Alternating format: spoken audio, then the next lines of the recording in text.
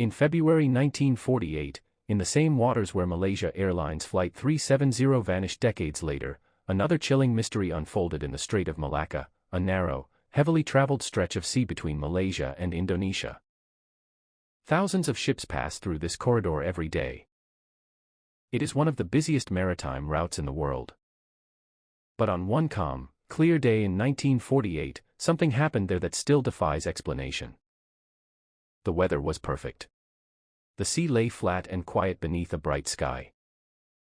American and British vessels moved steadily along their routes. There were no storms, no warnings, no signs of danger. Then the radios crackled to life. Across multiple ships in the region, radio operators picked up a strange Morse code transmission. It began with 3 dots, 3 dashes, and 3 dots again. Then it repeated. SOS. SOS. The full decoded message read. SOS SOS. From steamship SS Orang Medan. Request immediate contact with a doctor aboard any nearby ship equipped with shortwave wireless. Moments later, a second message followed, more alarming than the first. Second officer likely dead. Other crew members dead. Do not send medical advice. SOS. Request immediate assistance from any warship. Then came the ship's coordinates. And finally, a short, incomplete message. I die. After that, silence. Radio operators tried repeatedly to make contact. They sent responses, asked for clarification, demanded updates. Nothing came back. The airwaves were dead. It was immediately clear that something catastrophic had happened aboard the SS Orang Medan. The closest vessel to the transmitted position was an American merchant ship called the Silver Star. Without hesitation, its captain ordered a change of course. The ship accelerated toward the coordinates, unsure of what it would find. Perhaps a sinking vessel. Perhaps pirates. Perhaps a fire or mechanical failure. After several hours of sailing, the Silver Star crew spotted a ship in the distance. Through binoculars, they could clearly see her. The SS Orang Medan was floating upright. There was no visible damage. No listing. No signs of collision. No smoke from explosions. But there was something deeply wrong. Despite being a steam-powered vessel, no smoke rose from her funnel. Her decks were completely still. There was no movement. No crew. No sound. The captain of Silver Star ordered the horn to be blasted. He used loudspeakers to call out. The sea carried his voice across the water. No answer. Only silence. With no response and growing unease among the crew, the captain made a difficult decision. A boarding party would investigate. When the rescue team climbed aboard SS Orang Medan, they were struck immediately by the atmosphere. The air felt strangely cold. Oppressive. Unnatural. Then they saw the first body. A crew member lay on the deck, his face frozen in absolute terror. His eyes were wide open. His mouth stretched in a silent scream.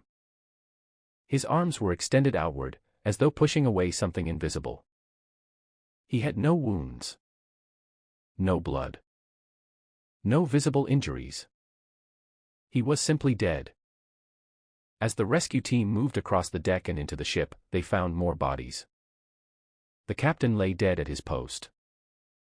Officers were slumped over on the bridge. Sailors were scattered across corridors and stairways.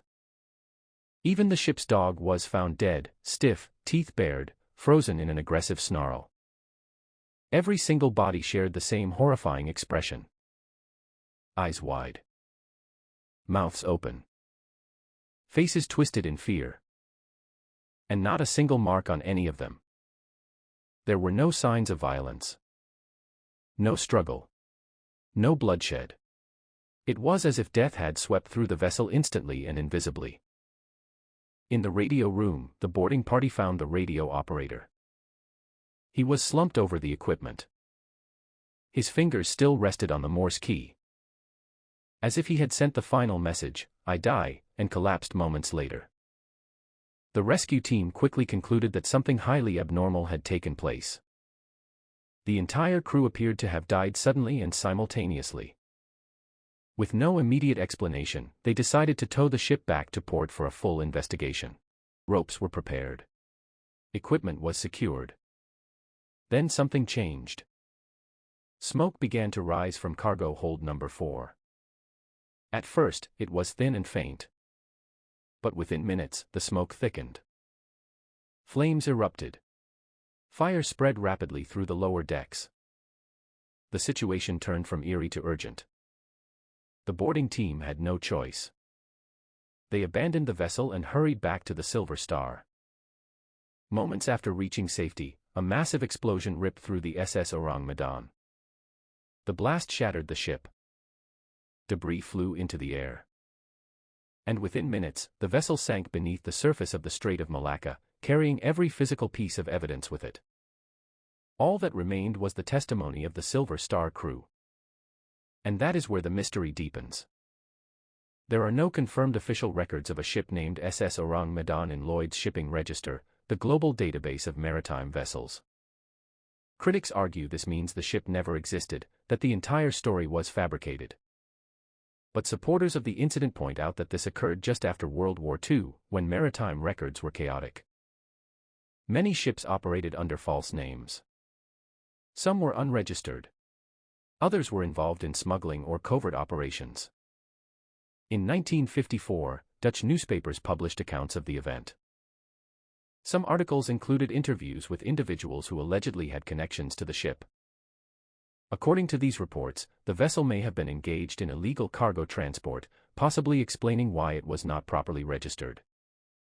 Decades later, in May 2003, declassified files from the CIA revealed a letter dated May 29, 1958, referencing the Orang Medan incident. The letter suggested that solving the case might help explain other mysterious disappearances of ships and aircraft.